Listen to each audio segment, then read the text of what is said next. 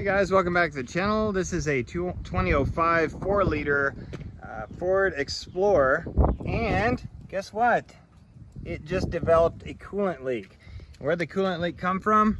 It came from a T-fitting. Can you see this?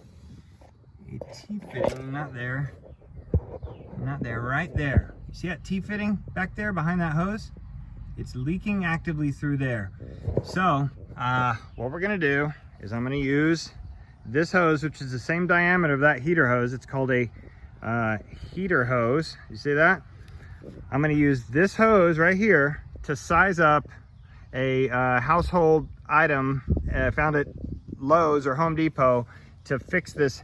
Because that particular hose is about $150 from auto parts stores. So I'm going to show you how to do this when we come right back.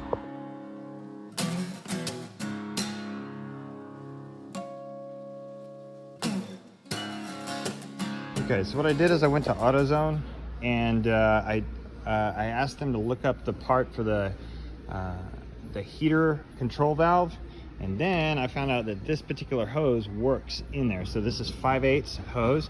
I need about 6 feet. I'm going to rebuild the whole hose there. Then I came to Home Depot and I found out that this PEX fitting works in the center of the hose of 5/8. So then I went ahead and got some hose clamps, and that's gonna take care of it. Okay, we're back at the truck. So I'm gonna use my special tool, and this is so easy to get these things off now that I have this tool. So let's get these hoses off, hose clamps, and there we go. Look at that, it comes right off with this tool. Okay, gotta get that hose off. So what I'm gonna do is I'm gonna make a T-fitting. Instead of spending $150 on this thing, I'm gonna make the T-fitting. I'm gonna make a new set of hoses for this. And there's another fitting way down at the bottom of the truck. But hey, the only drawback is it's gonna slow down the heater water that goes, or the coolant that goes through the heater. But in my opinion, it was too hot anyway. So that's what's going to happen. I'm going to show you what I'm going to build here just in a minute, but I have to take all 3 connections to this hose off, and I'm going to show you what it looks like when I take it out of the truck. Okay, so the third hose, there always has to be one, right? The third hose that I can't get is the one that's way down here. So if you look at this hose right here, I know it's hard to see. You look at this hose right here that I'm pointing at. It goes all the way down and it goes to here. But with this tool right here, it makes things way easy. The best way to do it is to give yourself some room, go inside the truck, turn the wheel all the way to the left. That way you can get some access here. What I had to do was take the screw off of this fender liner, and then when I peel it back, it's right there. I can gain access. So that's how I'm gonna get it off. Okay, again, I had to change plans, but I had to take the airbox off. Well, just loose.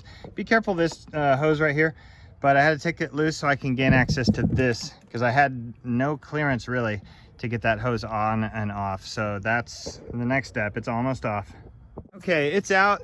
It made a big old mess, so I have something to plug up that line with. It made it all the way down my driveway, but have some extra coolant available and all that. But I'm going to show you how I'm going to make a new hose using this. Yeah, this fitting actually developed a crack right there, right inside.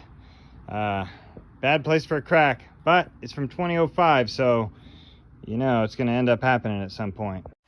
All right, so let's get this thing made. So what I did, I went to Home Depot and I got this PEX adapter, which fits perfect in this hose. So I'm going to show you how I'm going to make it with this. All right. So here's what we're gonna do. We're gonna mimic this the best we can. So this is the length I need to cut off of this side. I use this. Make a good cut. Don't make it too jagged. There's that, and it's pretty good. This PEX stuff is really tight. It makes it tight on there. Brass should hold up. It remains to be seen. I will I will monitor this as it's in my mother-in-law's car. And what I'm gonna do here is put the whole hose clamp deal on there. Easy. Anyway, there's that. I'm gonna put another hose clamp on this side.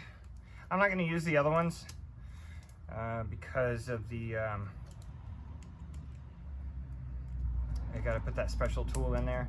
These are actually really easy, and it's easier for me to take these off. So open it up a little bit. That's this one. Now, let's have it access like this. Okay, next side is this one. So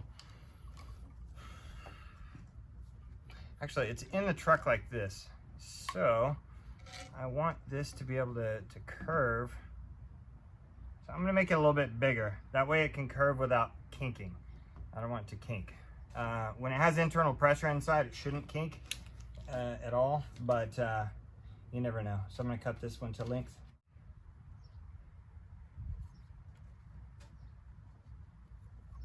Okay.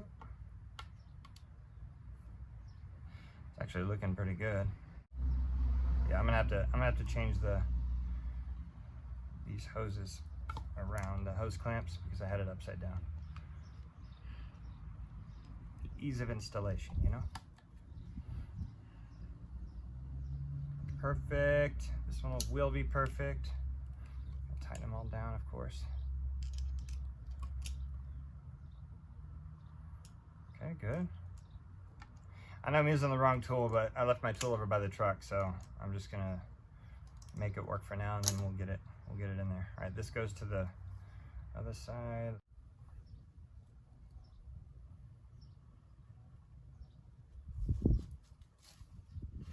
All right, now let's get this other hose length. I'll cut a little bit longer, right about here. Let's do it about there. That'll give us room to wiggle. Okay.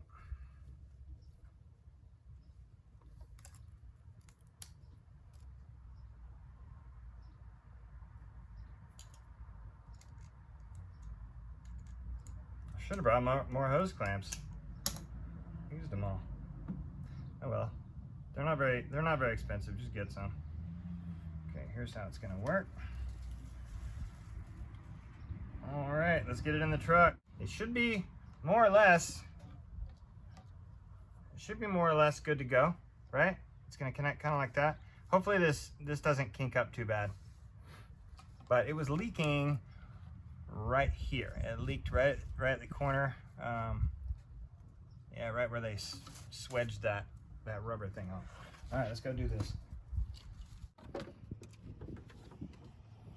Okay, let's get it routed in there to the bottom. Let's get the easy one on. This one. Sorry about the camera, shaky camera. All right, perfect.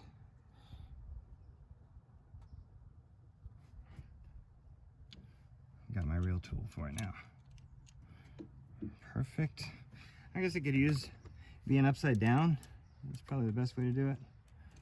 But I'll just take the air cleaner off, and you'll find that it's going to be okay. All right, we're gonna wait for this one. Let's do a loop-de-loop on this one and see what we can see. Just like that. A hoses from 2005 doesn't like to be manipulated because it's been hot, cold, hot, cold, hot, cold for its whole life, and its whole life's in the car. We'll see. I think what's going to happen here is, as you can see right here, I made the loop, and I was afraid this would happen. I made the loop, and what it did was it kind of collapsed the hose. But I think what's going to happen is, as it heats up and cools down, heats up and cools down under pressure, it's gonna have a memory. Hopefully it's gonna have a memory, and it'll perform better over time. So we shall see. If not, I'll find something else to make it work. Okay, the hose is on, as you can see. It's really messy. All right, so now what I'm gonna do is I'm gonna put the plastic guard here back. I'm gonna make everything nice. It shouldn't be that. I'm actually doing it with one hand. I'm gonna make everything nice. Then I'm gonna make sure all these are tight. And again, I might have to manipulate this, but be careful of the exhaust. Be careful of the exhaust manifold down here. You got to make sure that these hoses aren't anywhere near that. And if they are, you're going to have to probably readjust. Like I might have to readjust this hose and force it out a little bit. It's okay if it's against this plastic thing here, but if it's against the, that's the valve cover. If it's against the exhaust manifold, it could melt the hose pretty quickly. So it's looking good. I also twisted this the elbow a little bit, the T-fitting, and this seems to be in a good spot now. It has a long loop and it's not kinked, so that'll just be good the whole time. Also, be careful with these connectors for your intake vacuum system for your I think this is a crankcase vent tube. So just be careful with that stuff. Don't forget to tighten this back to where it was. Don't forget to put your airbox lid back on. What I'm gonna do now is I'm gonna fill up my radiator all the way. I'm probably past full because I lost a lot of coolant from the rear heater and cooler system. So that's what I'm gonna do next. All right, so here's what we're gonna do. We're gonna turn the heater on full. Okay, you don't need the fan. It's just gonna, what this is gonna do is it's gonna open up that valve in the engine. You're gonna start the truck. All right. We're gonna monitor the hot and the cold a lot. Okay, we're gonna watch all the air bubbles come out and everything, but we're gonna treat this really carefully right now. I'm actually gonna take the cap off of this. Again, when you work on radiators and stuff like that around I'm gonna move over here, around cooling systems like this, engine cooling, you got to wait till this engine cools down before you start cracking open hoses. I had to wait about an hour and a half for it to cool down as I went and got the parts from AutoZone and Home Depot and stuff like that. But just make sure you wait till it's all cooled down. Don't open any of these hoses while they're hot. It will explode out at scalding temperatures and really hurt you. So that's my word of warning, word of advice. But yeah, so what I'm going to do is I'm going to watch all the air bubbles come out of here. I'm going to watch them. And I'm just gonna monitor and I'm gonna look for leaks, and it's all good. This is a job well done. Again, if it leaks, tighten up your fittings, okay? But this is a good way to save your $150 when we replaced this hose. We made our own hose for less than 10 bucks, actually. Made our own hose, saved us 140 bucks, and we know it's done right. Go up here, if you have the rear one, put it on heat, okay, and then put it on like 1. That way it opens its valves and does all this stuff.